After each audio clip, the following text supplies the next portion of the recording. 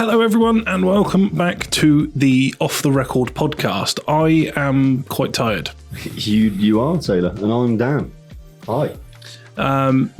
So welcome back. Hope you enjoyed the first episode of the new revamped podcast. All that business. That one. Yoink. Same format. You know, we haven't got to do these sort of clusterfuck of weird things that we did before. So you know what's coming. It's going to be the same as last time, but new and updated. So Dan, how have you been? I've been well, mate. I've been well. Yeah, it's been. I was away in Portugal for visiting my dad and his partner. It was lovely. Down on the old Algarve. Bonjour. Sounds very luxurious, but I must admit it's not as luxurious as it sounds. Is it just full of British people? Germans. There's lots of Germans there. No chance of a fucking sunbed then? No, not a chance. Yeah, loads of sunbeds, fair few Brits. But yeah, nice little trip away and then got back. My football team won our league, which was nice. That's 2 title wins on the bounce and a promotion the year prior where we finished second. So yeah, good things have been happening, mate. And then back to the grind, back to the work that we enjoy. Check out the Locked In Sports Tape channel for football updates. Yeah. That's the brand that we do that sponsored my football team. Yeah, we like it. So yeah, that's been my life. What about yours, Tay? I have done fuck all in the last week. Literally nothing has progressed in my life. I am the same person. My hair's a bit longer. That's about it. Yeah, snap. That's all that's happened. And I'm a week older. Yeah. A week closer to the sweet embrace of death. Fucking Jesus Christ. Yeah, it's true. No, I've been carrying on the dieting, carrying on walking. I'm now 5 kilos down since I restarted my diet, so we're happy with that. Other than that, no, I'm just the same hollow and empty man I was last week. Fucking hell, Tay. Come on, it can't be that bad, surely. That's all good. Maybe the news will help me, cheer me up. Let's find out. And with that smooth segue, here we go. Let's get into what's been going on in the last week. So we've got 4 news stories for you today. They've all come out in the last 24 hours, bar the last one, but that one's a little bit funny anyway. So, in the world of business, from BBC News, it says, US Fed warns Trump's tariffs may increase prices. In other news, water wet. American shoppers may face higher prices if US President Donald Trump goes ahead with some of the proposed tariffs the US Central Bank has warned. Minutes from the Federal Reserve's January meeting released on Wednesday revealed members of its committee believe Trump's policies may hinder the disinflation process. Now, obviously, yeah, I don't know what were they expecting?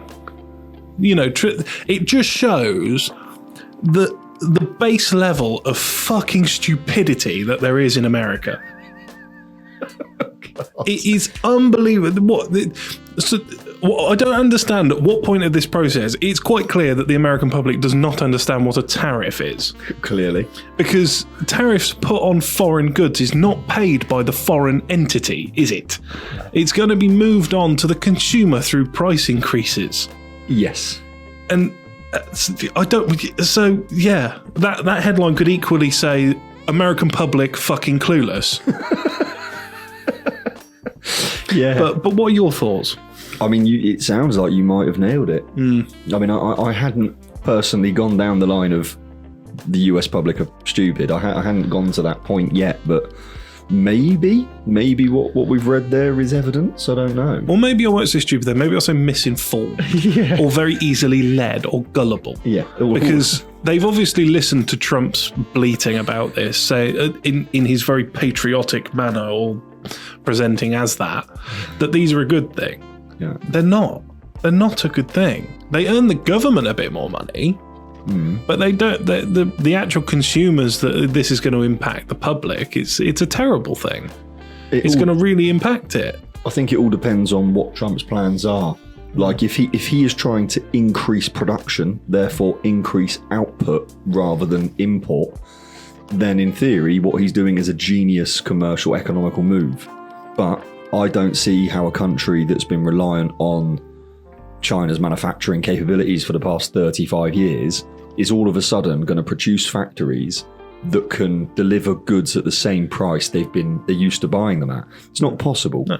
The minimum wage is too high in America, it's too high in England, it's too high in most of the world to be able to have such massive outputs and exports. So, yeah, it's a tricky one. All depends on what Trump's got up his sleeves or what America are planning on doing. Are they going to use migrants for cheap labour? I mean, they're towing a very, very shaky line here. Whatever they try and do as a solution to stop these tariffs causing a negative impact on the economy and the people within it, that is going to be a fucking tough challenge, and good luck to them. Yeah, dude, because I was watching I was watching I think it was a podcast I was watching the other day, and there was a guy defending Trump, which, fine, your political position is your political position, but he was saying that the sort of tax cuts and tax things that Trump is doing is going to benefit the common man, and then cited 2017 statistics. And if he'd have looked at the 2025 ones, what it would actually show is that the only people who get tax breaks are people who earn over $500,000 a year. And what do you think as a percentage that might be? I'm going to take a stab at 0.8. Something like that. About 1%. And every other bracket below that will have a tax increase. It's disgusting, is what it is. Here's the conundrum with all of this, though, right? Because these giant companies and you know, the directors of them who are earning these $1 million figures per year, if not way, way more than that, like, I get it. You need to incentivize people like that to be in your country. Otherwise, you don't have big business. If you don't have big business, it's unlikely to have exports. And the more you export versus import, the better your economy is. Usually. And I'm not saying for every person. Like, it's not like the factory workers in China that are producing the bulk of the products that we consume now in the West. It's not like they've got a great standard of living. But I've been there, and it's actually not a terrible standard of living either. I think we've got images in our head of a broken country in China, which is not necessarily the case. We're very misinformed there. I think a lot of people remember that news story about the suicide nets around the Apple Corporation and stuff like that, and that it doesn't paint the picture of the entirety of the working force of China. It's not like that everywhere. No, far from. There is some places like that, don't get me wrong, but yeah, the majority is not like that. No. I'm very, very intrigued to see how this unfolds. Yeah. Again, not that I want to see people in pain. I'm not saying I'm looking forward to a negative outcome. That's not. I don't want that for anybody. No. But I'd like to see if Trump's commercial prowess and business know-how is actually transferable into the world of politics. And I think a lot of it is. Not fucking all of it. That's the problem. I think if it was just the business knowledge, then that wouldn't be so much of an issue. Yeah. But the fact that he's had to pander so much to the right wing, it's exposed bits of that country which are very, very ugly. Yeah. And I don't think that in living memory that America has been as volatile as it has been in the last, say, 10 years. With, you know, the Trump representing a very much right-wing view, and then Biden and Harris representing a very much left-wing view. They're you know, in this country, it's very much sort of centre-left, centre-right. Yeah. There's not much difference between the parties, as we've seen. Starmer's a cunt. But in that country, it's like it's chalk and cheese. You know, you've got one party that will come in and ban abortion and, you know, implement the church into the school curriculum and all this shit. And then you've got the other one which will try and put into law 1 million different genders and stuff like that. So it's not that either of those are necessarily bad, good. I'm not saying that from a point of authority. I'm just stating facts. Yeah. So the sort of duality of the US political system is so alien to people from this country, I think. Yeah, hugely. You couldn't imagine the sort of shit that they put up with. Because you got to imagine, if you're on the other side of the coin, it's a miserable 4 years. Oh, fuck yeah. Gotcha. It's got to be. Yeah. Yeah, and that's the other thing is I'm amazed at how Americans in general stand by their beliefs or their perceived beliefs. Do you know what I mean? The people who have backed Trump will back him even if he's bending them over. Yeah. Do you know what I mean? It's insane. Like I don't mind saying I was a Labour voter for the last few elections. Fucked if I'm voting for him again. Yeah. Do you know what I mean? I will quite happily turn around and say that was a mistake. Should have seen that coming. They don't. They're just, fucking MAGA. Yeah, just carry on. It's insane to me that they'll justify anything, even if it's negatively impacting them. Yeah. Insane. Crazy. Anyway, I've got another one on America in a minute, but Here we go. That one's a little bit more tongue-in-cheek. We're going to give them a bit of a break, are we, for a couple of minutes? Couple of minutes, because I genuinely want your input on this one, because I saw it and I thought you'd have an opinion. Oh, probably will. This is a quote. "We're moving to a 4-day work week to attract staff." Interesting. A business based in Lincoln is among the latest to offer a 4-day working week because it hopes to attract the most talented staff in a competitive industry. Sam Robinson, who runs Almond Financial, compared the benefits to semi-retirement. Last month, the 4-Day Week Foundation said that more than 200 companies nationwide, that's the UK, had committed to the idea, which it argued would increase productivity. However, another business in the city, Bell's Tea Shop, said a shorter working week would require it to hire more staff and increase the wage bill. As the owner of a business, and not an insignificant business, what are your thoughts on the whole 4-day working week thing? I mean, that article has kind of set this up perfectly, because the only answer you've got is context. If you don't have context, you can't just say that a concept is successful, right? And we discussed the Royal Mail a couple of weeks ago about the fact they're stopping the 48 tracked letters on Saturdays, right?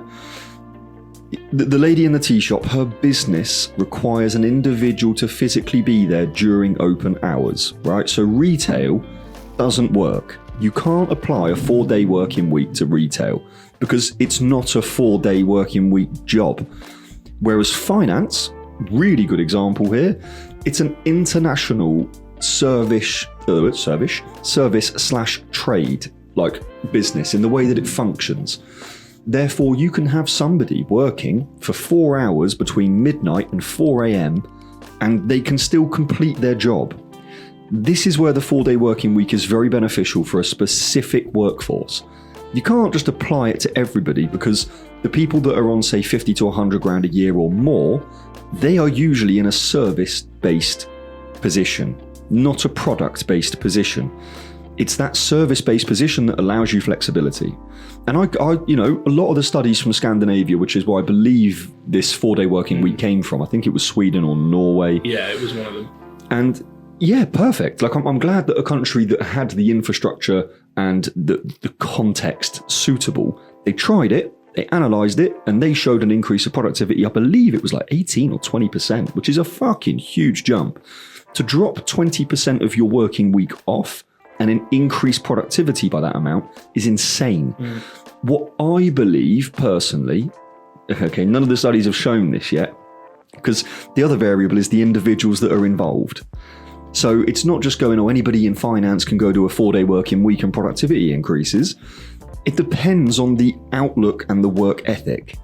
You know, if you've got somebody that thinks, I want to do 4-day working weeks because I want to work less, that's not how the 4-day working week system functions. No. You're technically working less hours, but you need to do more. So all it's showing is when you give people a 5-day working week in an industry where they could be doing 4 days, their motivation levels dip. If they could maintain the same motivation levels and work output over 5 days as they do the 4, you'd get even more done again, right? So the problem isn't necessarily the 4 versus 5 days, because that is the construct of the worker or the employee's outlook.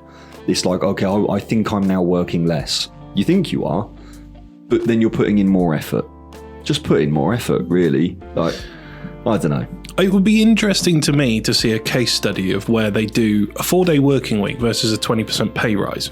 because it's effectively the same thing, isn't it? Because you're earning the same money for 4. That was what Scandinavia implemented, was the same money for one less day, effectively. So I would be interested to see what would motivate people more, because I think it would split people almost down the middle. Yeah, I think it would be the people that value work-life balance, so to speak, would pick the 4-day work week on the same money. yeah. But equally, the people who are, striving for a particular position, or, are very work-centric, or they really fucking enjoy their job or something, would probably take the 20% pay rise on what they already earn. Yeah. So that bit of it interests me, because I think I struggled to work out what I would prefer. I think that both to me have their benefits, whereas I'm not particularly money centric. I never have been. I'm not, I have an amount of money, and that's the amount of money I have. I don't really care if it's more or slightly less than what I had before. Do you know what I mean? So I feel like I would err on the side of a 4-day week. But then equally, people like, say, Ryan, who works with us, I could see him, because he is a workaholic. He'll choose 6 days. He would do he would probably work 6 days a week for a 40%. Do you know what I mean? I can see both sides of the coin. It's an interesting argument, isn't it? Because, like you say, it works in finance, because finance basically works on a global clock. Yeah. There's a working week. No one in finance works the weekends. Do you know what I mean? No. They're very much a Monday to Friday crew. Of course. Thanks a shot. So it works. It works for that industry, and I could see it working for most office work in a way. Yeah. What I do here in a day. If I was to do an extra couple of hours a day to make up the difference, it's fine, because the productivity stays the same. Yeah. But like Dan says, obviously it's definitely not applicable to every industry. Anything that's customer facing effectively is written off. Yeah. But I think it's quite an interesting concept, because I do like the thought of, work and home is then more of an equal balance, as opposed to it being much more work orientated as standard. If you know what I mean? It's quite an interesting sort of. You raised an interesting point there about the pay difference. Like, would that trigger an output response or change or shift? And I think it would do.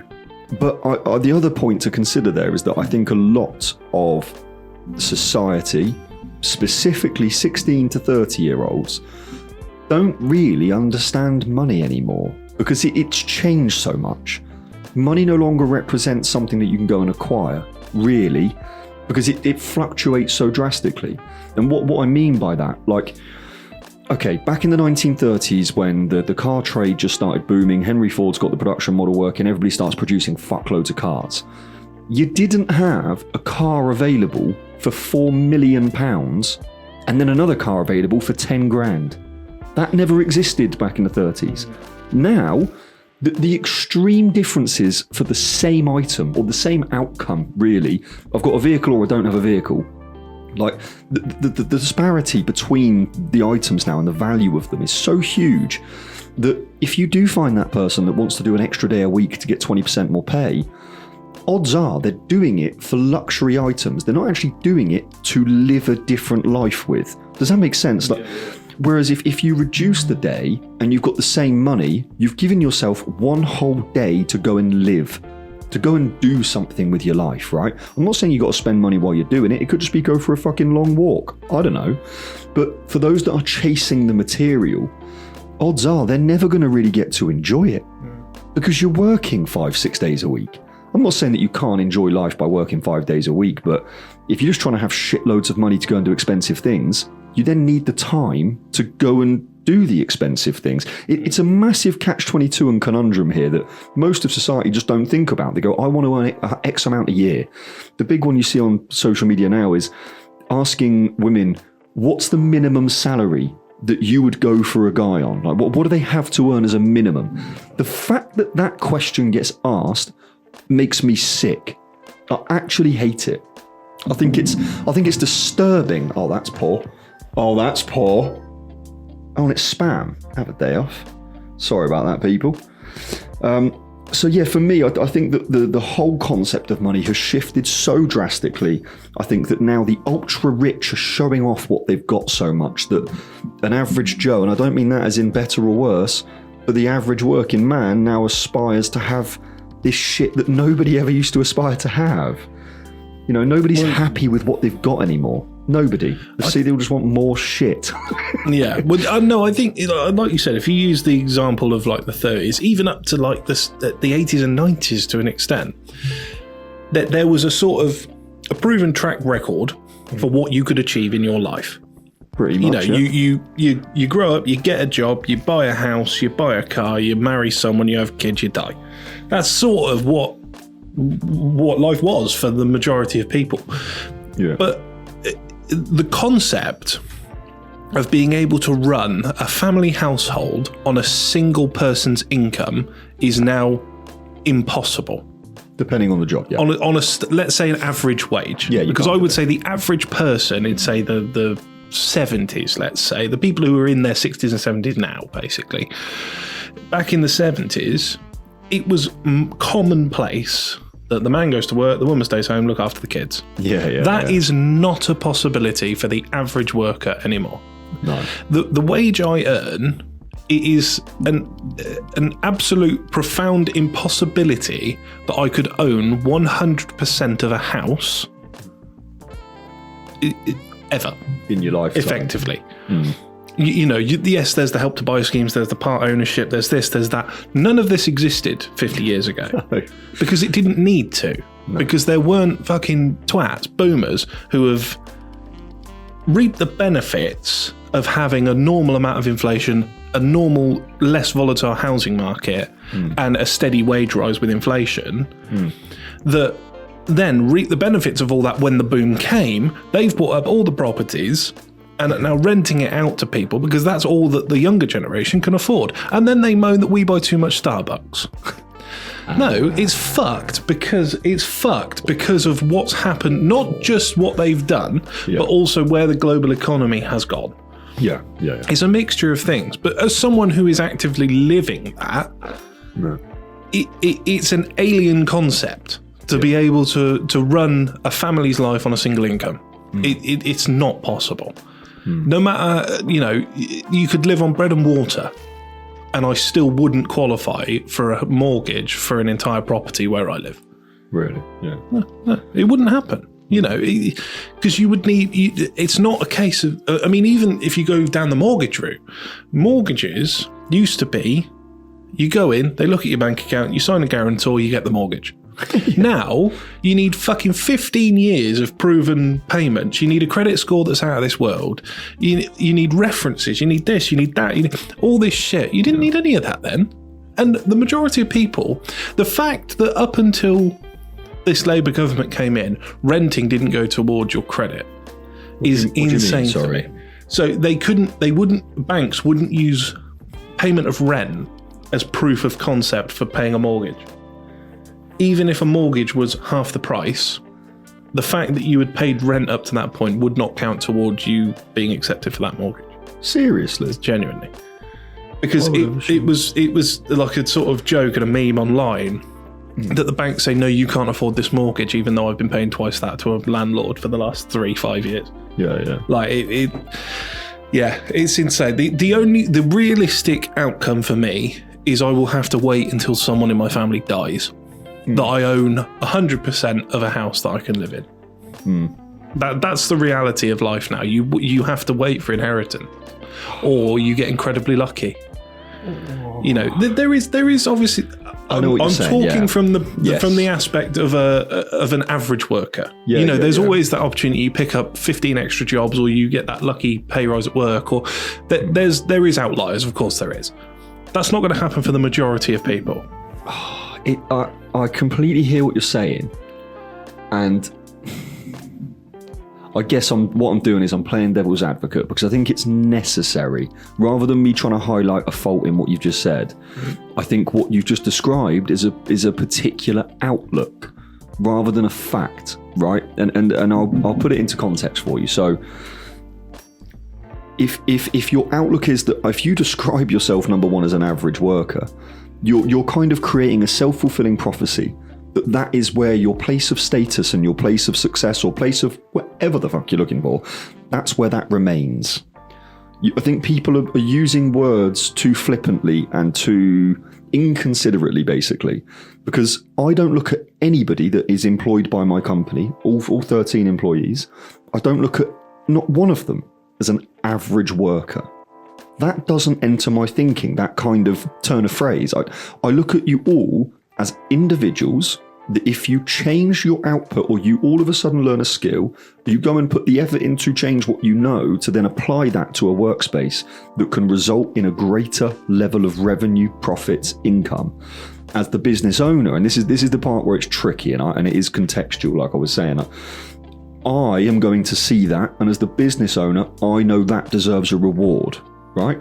I appreciate most of the bigger companies that employ the vast majority of workers in England, they don't look at the employee as that. They just look at it as KPIs. Have you restocked enough shelves? Have you sold enough of this milk? Have you know what I mean? It's very rudimental and not very human. But I think the issue there is the outlook that is the fact. I don't think it's a fact. Otherwise, anybody that has been working in that 30k a year job, 20k a year job, whatever it was, say 10 years ago, they never could have changed. Now, luck is important. Luck is hugely relevant. Like, I have been incredibly lucky in the fact that I did choose this business concept, that the industry itself did take off at that time. I didn't know it would happen. I didn't have a magic crystal ball, but I was lucky because all I did is I took an opportunity in front of me in the moment and I just gave everything I had. So I didn't look at myself at 17 and go, you're a 17-year-old boy that can't achieve things because there's no proof of you being able to do it. I kind of said to myself, well, can I? Not I will, but can I? I think I can. Let's just keep trying different actions every day, because if I keep changing, then the money situation or other aspects of my life must shift as well. And I think that if the mentality of the average individual, rather than when I'm going to have to inherit a house, if you change that to within 10 years, I will earn enough money to put a deposit down to buy my own, I honestly believe that the mentality and the outlook will create your future. As long as you then put the right actions into place to get that. If you all of a sudden just say to yourself, oh, I'm going to own a house in 10 years, I need to save this much, but you don't do anything about it, then it's pointless. But if you actually start writing down, well, what would make that shift? If you can answer the questions that get you the answers, then I think that things would shift massively. And I think social media has proven this, really. The amount of people that are the Tate gang or whatever the fuck they are, like what these kids have done and these young adults have done by following this rule book of the fucking Tates, the main thing they've done is just believed they could change. If you really break it down, all they've done is gone, I'm not happy with my current outcome, I want to change it. I'm going to go and follow these Tate brothers because I think they've got lots of money and I can copy what they do. Brilliant. It's naive. It's fucking super naive, but at least it's a positive outlook. At least they're going, I can change. And I think that as a starting point is going to get you way further than accepting a potential inevitability, because it isn't inevitable, man. Like, I know that within the next 3 to 5 years, everybody in this business, if we keep pushing the way we have been, you will all have enough to be on the property ladder. No questions asked. As long as we keep putting the effort in, you know. What I would say though, and is in the same way that you're looking at the average worker, you are not the average owner. No, very true. This is the thing. So yes, we as a business are incredibly lucky to have you as an owner. That's not the case for the majority of people. And yes, the mentality thing I understand, but. You back when I was talking about, I'm using basically mentally, I'm using my grandparents as the poster yardstick for this. They managed to buy a 3-bedroom detached house on the wages of one man who worked in a paper mill, and he wasn't the manager. He was just a worker. Yeah, and they bought a 3-bedroom detached house in Oxfordshire. Yeah. Just. That now, you wouldn't even be able to afford the rent of one room in that house on that wage now. No. True. That's where I'm talking purely in terms of average worker. I'm talking monetarily. Literally. There's an average wage in this country for a reason, because the majority of people are on that bell curve, somewhere on the curve. Yeah. You know, so the case that I'm talking about is relevant to that type of worker. Of course, people can better themselves, and people will move off that bell and towards the top end of it. Of course they will. But equally, they will then be replaced by people who make it onto that bell. And the same thing happens. And I can't see much of a future where it goes back to anywhere near what it was. Not without a drastic societal and political shift. No. The conundrum is what we are all living through is basically the unfolding of capitalism. Where when you look at the average standard of life now globally, it's so much better than what it was. The problem is we are all exposed to the luxury level of lifestyle, and we think that is what we should have. That's the conundrum, right? You're right about the property prices, but there is another thing to factor in there. When your grandparents bought that house, there was 50 million people living in this country. There's now 70 million people. You can't increase your population by 40% and assume that all numerical matters are going to remain the same. They can't. And especially with capitalism being at the helm, because it's about greed. It's about more. It's about money being the most important thing. And I've always said this. I don't like capitalism. It never gave me a better start in life, i.e. as a child, because my parents weren't, well, my dad's capitalist focused, I guess, but my mum is so far from it.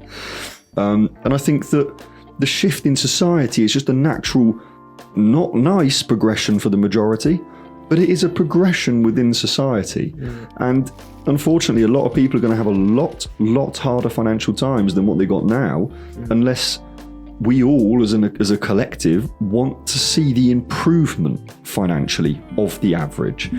But if the 1% don't want to see the 90% improve their current living situation, then it's going to remain the same, because the 1% technically have the control. Which is why it is of absolutely no surprise to me that the youngest generation are incredibly hard to motivate. The outlook is quite bleak for them, you know, in terms of going forward. Anyway.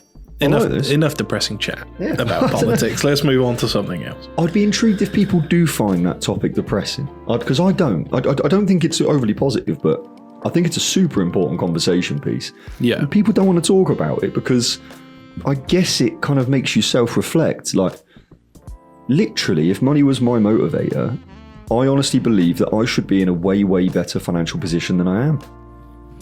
But it isn't my motivator anymore. Do you know what I mean? Anyway, love that. Yeah. What's next, Tay? We're back to the Americans. Oh, here we go. Yankee Doodle Dandy. Why don't Europeans buy more American cars? Donald Trump is threatening to introduce big tariffs on EU car imports, unhappy that Europeans don't buy more American vehicles. But why are US cars, with the notable exception of Tesla, not more popular in Europe? Go on, sure. Because we're not all inbred hillbillies that don't need to drive a fucking pickup truck to promise ourselves that we're a man. It just gone fucking for the jugular. Well, the thing is, obviously that's a joke, but fundamentally it's true. Bigger does not mean better in this country. We don't need an enormous 3-ton pickup truck.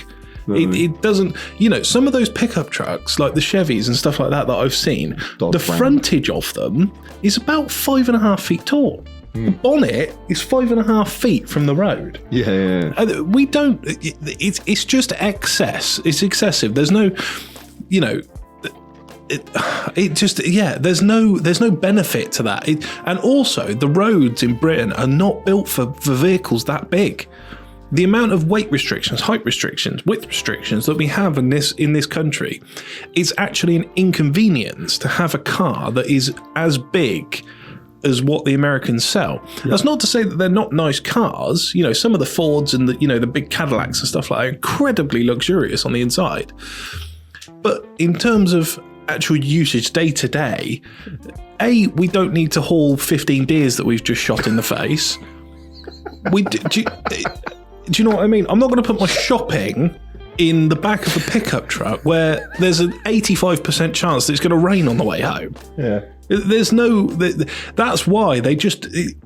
It doesn't work. The infrastructure in this country does not suit an American way of thinking. No. Do you know what I mean? It just. I remember there was an infamous segment on Top Gear where he had an F-150, Ford F-150 Lightning, and it was red, and I remember it.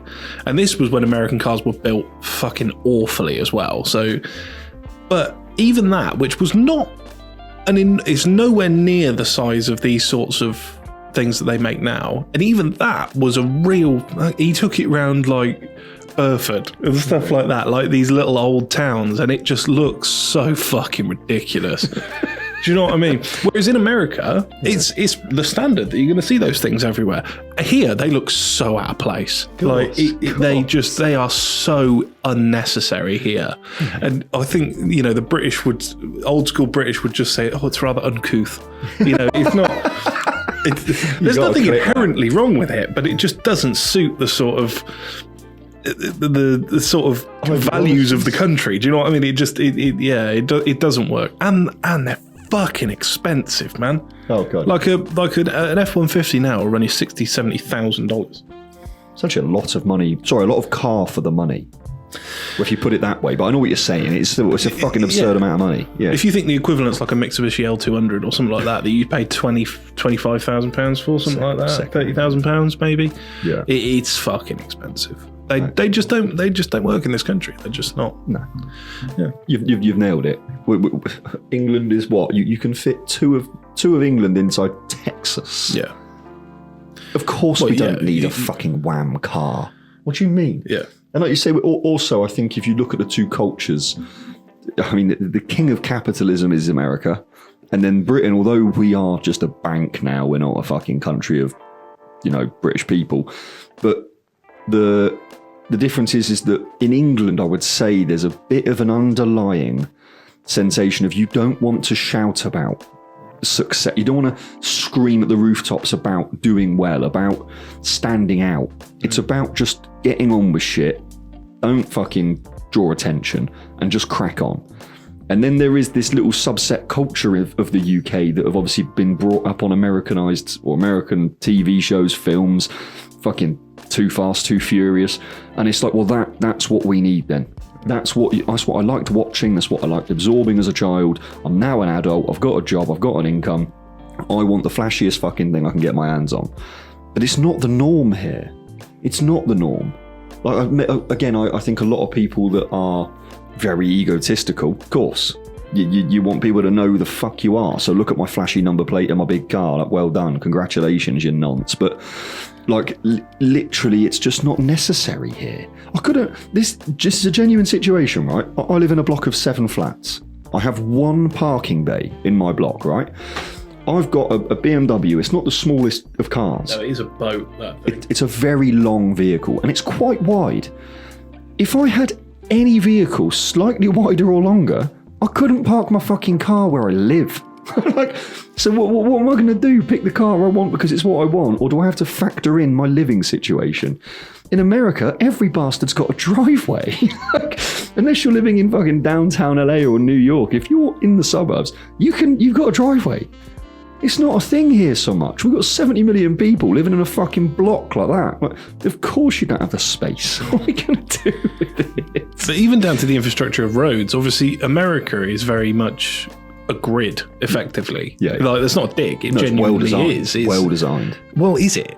Have you been to Milton Keynes? Yeah, but Milton Keynes is fucking awful. Yeah. And that was built on an American. That was actually based on an American city. Yeah. And it sucks. It looks shit and boring, but it is practical. Yeah, I suppose. But yeah, the thing is, you would never ever, you would have to carpet bomb the entire country in order to implement something like that. Because the reason that, London is basically a rat run, for example, is because it started that big and now it's that big. Yeah. It's just an expansion, which is why towards the outskirts it's a bit more modern and the roads are wider. That's why you got like the North Circular and stuff like that. But the inner city is effectively let's say 1,000 years old, and you didn't need a massive road when you were walking everywhere on a horse and cart or something like that. Do you know what I mean? Whereas America, because it's only 250 years old, they haven't got, they could implement more modern things immediately. Yeah. But it's interesting because you see, Manhattan. Yeah. So obviously, I don't know if you know this, but Manhattan is split.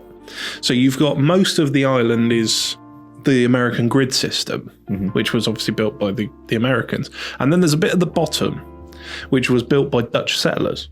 Right. And that looks more like a European city. Where do you think the houses are more expensive on average?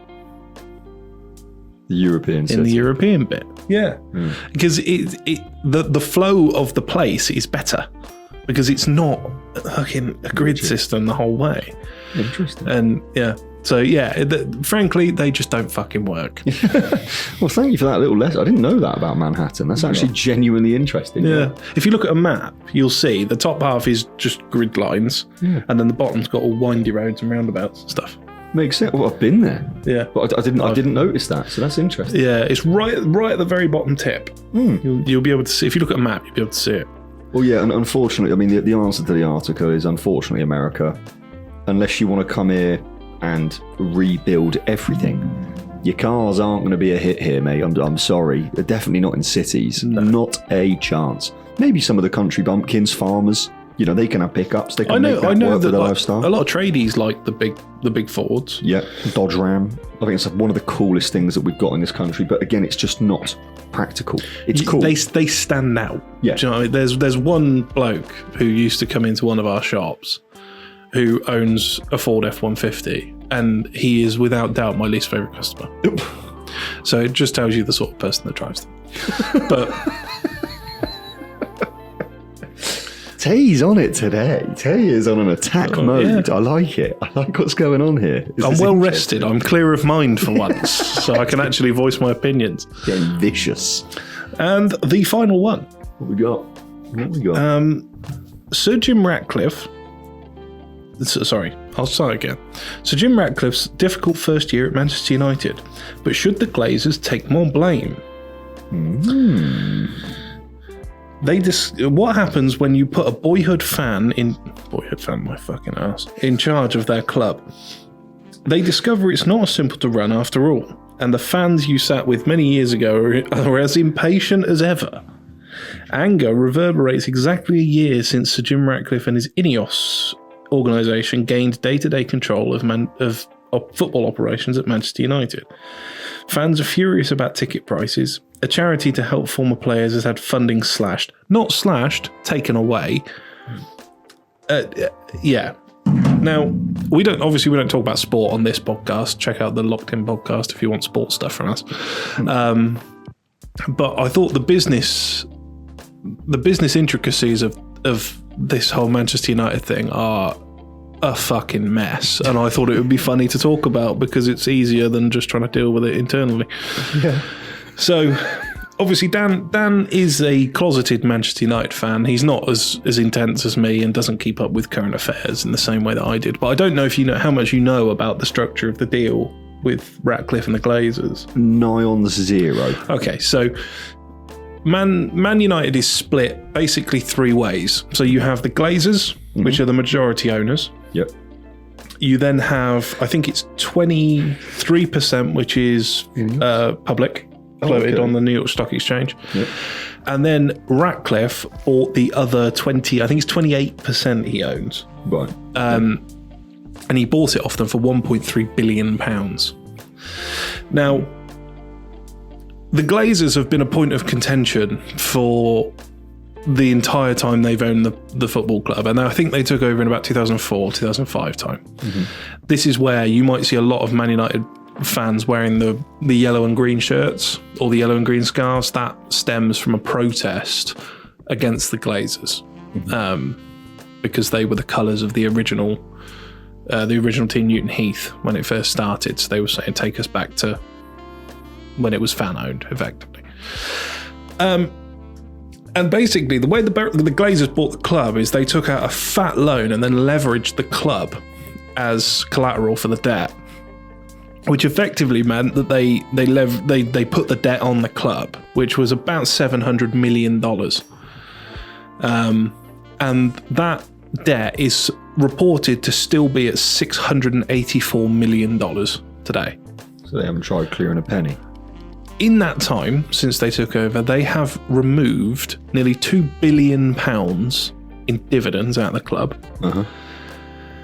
And over the last, I think it's either 2 years or 3 year period, they have paid £250 million in debt interest.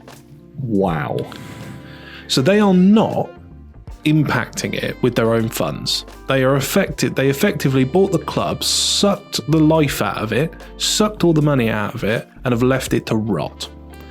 Now, the reason that this has sort of resurfaced is that when Sir Jim Ratcliffe took over, he brought in a lot of people who were purported to be best in class.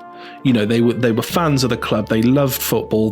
Because before the Glazers ran it like a bank. So you may have heard the names Ed Woodward and John Murtagh. Yeah. Who used to be technical director and chief operating officer.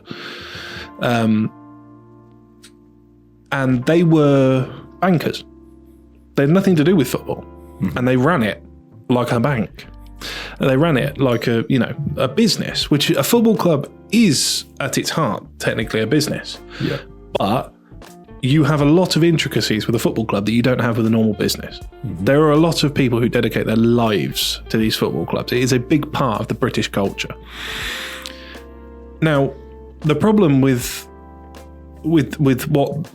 what's happened basically with Ineos getting into bed with the Glazers, the bit that is contentious with fans beyond what they've done, which I'll get onto in a minute, is there was an offer tendered by Qatar. Right. It was Sheikh Jassim, who was backed by the Qatari government effectively, and we're talking trillionaires here. Do you know what I mean? In terms of, and they promised on day one they'd clear the debt, they'd regenerate the area, they'd rebuild the training grounds, they'd build a new stadium, all out of pocket.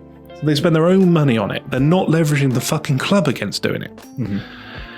And the Glazers basically got bailed out because they were very close, I think, to taking that deal. And then Jim Ratcliffe offered to buy a little bit, and they took it. Right. Now, I never wanted that. I wanted Qatar to buy it because we'd had too many years of not having the backing that Manchester United needed. But yeah, so what's happened is that Jim Ratcliffe's come in. He's implemented Sir David Brailsford, who you may have heard if you're a fan of cycling. I don't know if you are. No. Because obviously Ineos are very big. I think they run a cycling team or something like that. He basically ran it, and now he's been implemented into Manchester United. And they brought in Omar Barada, who was the CEO of Manchester City, or the City Group, I should say. He was CEO of all of it. They brought in Dan Ashworth, who was the technical director of Newcastle. They brought in David Wilcox, who was recruitment director of, I think, Southampton or something like that. He was very, very highly touted. They brought in Christopher Vivell, who is like this savant of finding young talent, effectively. He's something to do with recruitment. I can't remember his actual title, but he is like unbelievable at finding these hidden talents. So this was all looking really promising back when this started. It was looking really good, and everyone got excited and thinking, fucking hell, look at the type of people they're bringing in. They've managed to nick him away from City, him away from this, him away from that. Yeah. And then the problems started. So what happened was that Sir David Brailsford and Jim Ratcliffe did what they called a strategic plan of action and a strategic review of something. And then they cut 350 jobs. And these weren't high-paying jobs. These were the lower echelon of workers who were on basically minimum wage. And they cut their jobs. They cut funding for things like Christmas parties, for the workers. They cut that charity. So that charity that was in that article was the Manchester United Former Players Association, which was something that is solely funded by donations and a donation from the club. So they used to pay them £40,000 a year. And it was for ex-players who had to retire early or through disability or through anything. They're basically players who are going through financial hardship. You're not talking your Rio Ferdinands and your Ronaldos here. You're talking about the youth players that never made it. So the football was their life, but they never made anything out of it. And this was just a charity to help them get through the hard times if they had them. And it cost them £40,000 a year. Considering that's what they pay Casemiro every day. Just to give you an idea. Yeah. And they cut the funding. Yeah. So they've now, basically, they brought in Ruben Amorim, who was this highly touted manager from Sporting Lisbon. They sacked the previous manager, Erik ten Hag, and paid him £17 million to buy out his contract. They brought in Ruben Amorim, even though Amorim had said, I'd rather wait until the end of the season, because he was top of the league with his previous club. And they were on an unbeaten run, which was something like 56 games, or something they hadn't been beaten. And he said, no, I want to wait till the end of the season. And they said, now or never. This was in November. And they had promised him this project and said that this is what's going to happen, this is what can happen when, and this is when the new stadiums come in, all this sort of shit. So he left his current club and came in. Then the January transfer window, which has just been and gone, and they signed one player. No. Who? Wasn't it two? No, one senior, one junior, one under 21s. Oh, right, yeah. Patrick Dorgu was the main one. Yeah. And then they brought in Aidan Heaven, but he's a youth player. Right. And they got rid of Rashford and Anthony, and in the summer they got rid of a few others. But Ruben Amorim has a very particular way of playing football, and that it's tricky to implement with players that have never done it. So he was told he would be able to bring in players that could do it. Yeah. And it hasn't happened. Manchester United, who are the most successful club in England, they are the biggest club in England, are now sat 15th. Yeah. 15th in the Premier League. And this all stems from the fact that the Glazers and Jim Ratcliffe refuse to spend money. You can't. They refuse to spend their own money, but in terms of like player purchases, United are third in the Prem over the last 15 years. In fact, I think they might be first or second saying that. So it's not like the money's not been spent. It's been spent, all right. It's just not been spent very fucking well. Well, what I'll say, Dan, is Manchester United is the second largest revenue of any football team in the world. Yeah. They haven't spent the majority of that profit. They've kept it, which is the issue. So if you look at it, in terms of reinvestment of profit, so retained, yeah, they must be bottom 3 or bottom 5 in the league. Probably, but okay. If you look at it in percentages, I get it. But if you do a like-for-like comparison, if you compare, say, Liverpool's success over the last, say, 10 years, since obviously Luis Suarez came in, etc., the SAS up top, like Liverpool are renowned for not spending much, but yet they've managed to have extreme success. So I think the answer is more so some of the random infrastructural points and the general attitude. Carlton Cole was on a podcast recently, the ex-West Ham and Chelsea player, and he says if he was an ex-United player, he would be disgusted at the fact that all these young lads that have currently got the United team to be 15th in the Prem this season, they're getting paid more money than the players that were winning Champions Leagues and trebles for Man United, that basically gave them that global reach and made them a powerhouse in the business world. Like, it was that made the brand so huge, was winning stuff.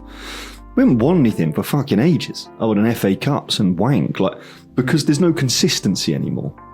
So the problem is your consistency. I don't know if it is spending literally. I think spending's not been good, clearly, but the fucking stadium's leaking. And you got the biggest stadium in the country at 80,000 people, and yet you can't patch a roof. It is ridiculous. What I'm not saying here is I'm not condoning or justifying the way that the club has been run for the past 15, 20 years. It's not been good. But there's got to be more to it. There's got to be more to it than just have we spent enough? Have we invested enough?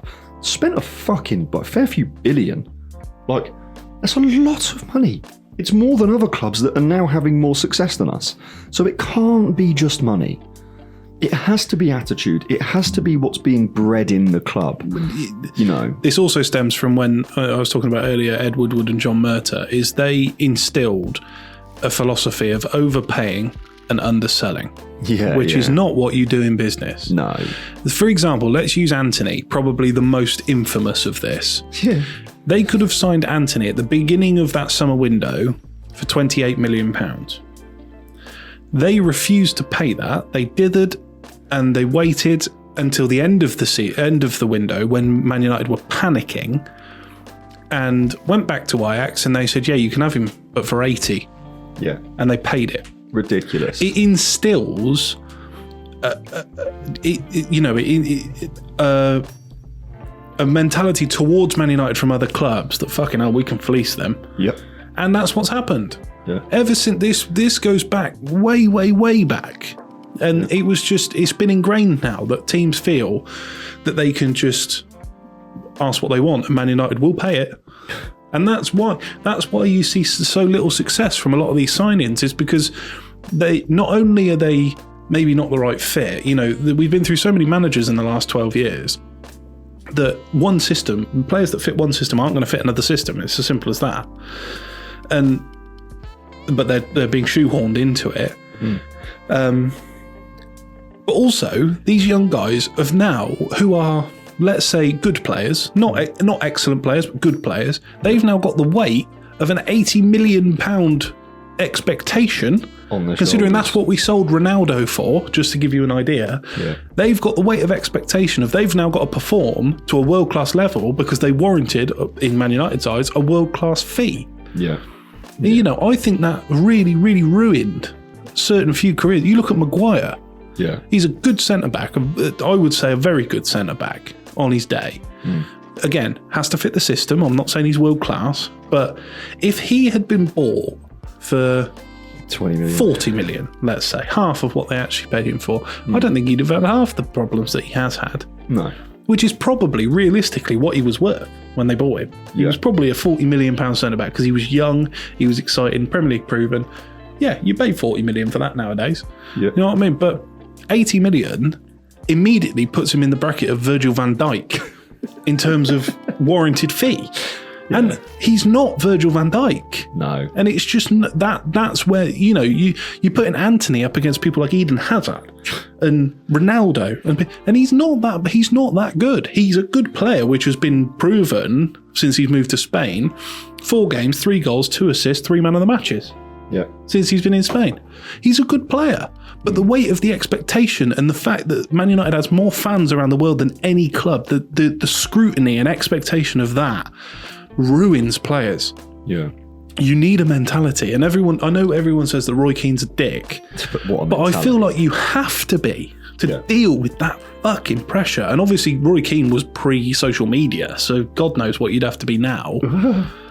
But even sort of the stoic ones that are in that team, people like, Bruno Fernandes and stuff like that, they've had wobbles where they've caved to the pressure and stuff like that. And it's just not it's not a healthy place for a club to be. That club, and the last thing it needed was for someone to come in and reinforce the Glazers and asset strip effectively, which is what I think they're doing. I think they are asset stripping the club. They will wait for this new stadium to be built. They'll wait for this regeneration of the area, which has now been confirmed by the government, which is complicated. But basically, Man United as a club own a bit of land, which is now going to be regenerated by Manchester, effectively. So that's going to be worth a lot of money, that land. And I think they're going to wait until they build the stadium, that bit has been regenerated, and they sell it to the government for an ungodly amount of money. And then they're going to get out. They're going to leave this club as a husk, and then they'll leave. Possibly. And I was talking to my brother the other day. Now, we're both lifelong Man United fans, and I said to him 2 things. One, I feel incredibly sorry for him having to... Sorry. I feel incredibly sorry for him having to have grown up. He was born in 2006. So he has grown up basically post-Fergie. Yeah. And I am amazed that he's still a Man United fan. Yeah. Because he doesn't remember any of the glory days. No. 99. He doesn't remember 2008. He doesn't remember winning titles. Sir Alex, Rooney, Ronaldo. Rooney, Ronaldo, Tevez, Berbatov. He doesn't know any of these. He knows who they are, but he never saw Paul Scholes. My favourite ever player. He never got to see play. Yeah. All he's seen is this fucking dross. Since then, Marouane Fellaini being a marquee signing and stuff like that. It is painful. Yeah. And it's just, I said to him, I've not struggled to support this club up until the last 6 months. I love Man United. I love this club. It's been since I was little, it's been my club. And I don't support it anymore. I support the thought of Man United. I'm still a Man United fan, but I do not support this club in its current guise. And it's tricky. It means a lot to a lot of people. And obviously, this supposed boyhood Man United club doesn't view it like that. No. He doesn't give a shit. I guess that was probably part of my realisation when I just sort of told myself to stop supporting United. I was obsessed as a kid, but then I realised, I can't control any of this, and I am emotionally attached. Am I going to keep allowing myself to be punished? Because I'm invested, but I can't edit an outcome. I gave up on actually becoming a footballer that would have been my best opportunity to literally edit a game. Not that the odds of me becoming a United player, fuck all, right? It's not going to happen, but that was the only way that I could actually make a difference. And then at 13 years old, I was like, I can't change anything here. But every weekend, if we lose, concede or draw, I'm thinking this was a shit weekend. And I got fed up with it. I got fed up with not having control. So I was like, I don't care. And I think I'm very glad that I took that stance, even though it's kind of slightly defeatist, really, and it seems quite unloyal. But logically, there was nothing. Why am I letting this hurt me? Why am I letting this bother me? Because fundamentally, I'm letting the bloody Glazers piss me off. They don't deserve that. They don't deserve my energy. Why do they deserve me being annoyed? Fuck them. Because they don't care as much as I do about the success of the team. So I was like, well, I'm done with it. And I think it's the best thing I could have done. I love watching football. To this day, I watch probably 4 or 5 football matches a week. I just don't care who it is. I just want to see teams and young individuals, or individuals full stop, that are getting paid to live the dream that I wish I had. I'm now living vicariously through watching it. And it doesn't matter what team it is. It's just beautiful to see these individuals that have pushed themselves to become the best of their field in the top 3 divisions of this fucking country's football. Watching it I'm lucky. I'm lucky to be able to just sit here and enjoy a sport that I grew up with thinking this is all I'd ever become. I'll be a League 1 player or League 2 player. I'm cool with that. It's my life. But now I've got a real life, a non-sports based life, but I get to enjoy it. I get to just enjoy the fact that some teams beat another one. Doesn't matter which one it was, but I just saw the best football on that pitch by that team. Fair play, lads. I've found myself following Oxford a lot more. Yeah. Obviously, Oxford amazingly made it to the Championship for this season, which was against all odds. They did well in League One, but they probably didn't deserve to go up, really. And they've done fucking amazing. It's like there's this sort of hope and drive within the community towards this team. And there's exciting futures. The players are enjoying it. They've got a brand new manager who went on an 11-game unbeaten run and stuff like this. This hasn't happened for fucking years at Man United. There's never been like this. When I look at Man United, there is no hope for the future. Do you know what I mean? It just looks bleak. Oxford United, they've got a new stadium coming, which is going to be amazing, apparently.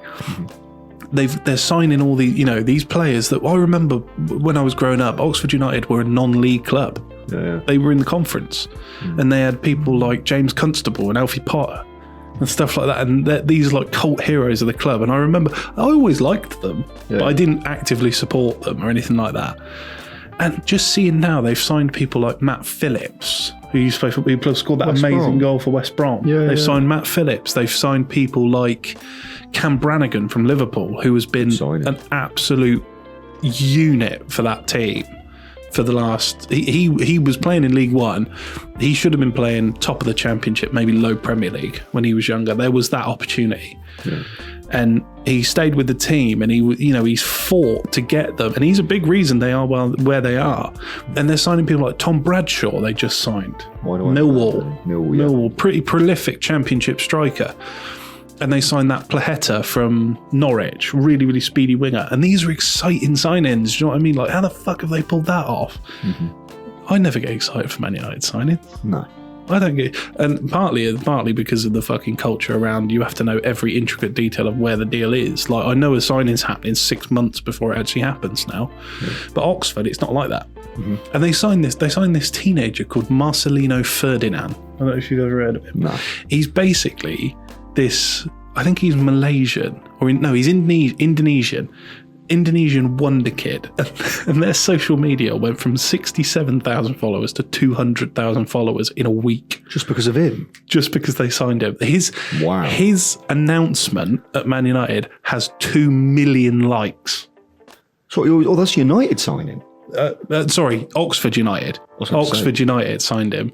It has 2 million likes. Wow. Now, they've obviously imitated the Man United model, i.e. when we bought that Chinese kid. It's just all they're buying that for. Okay, this one apparently sounds like a wonder kid, so he could actually make a big difference. He is to the only team. 17, I think, so.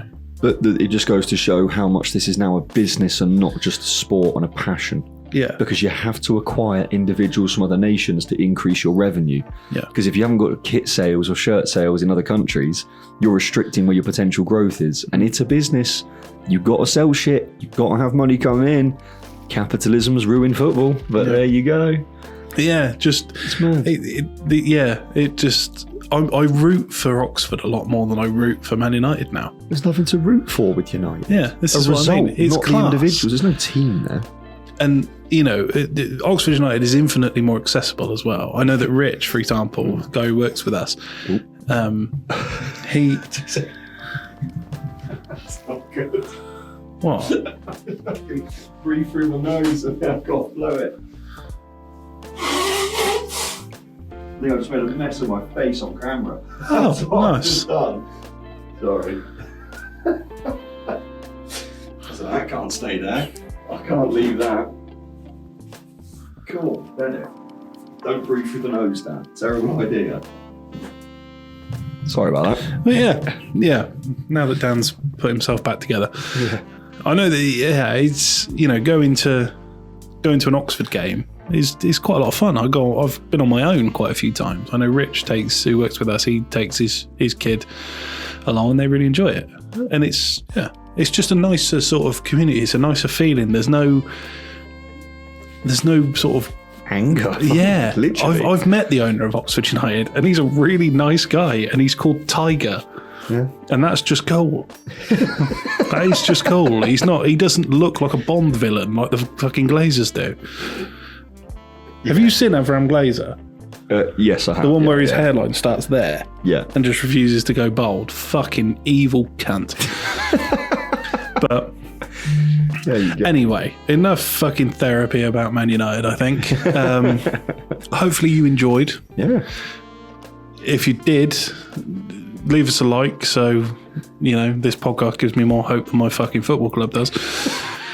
And we'll see you next week. Will do. Thank you.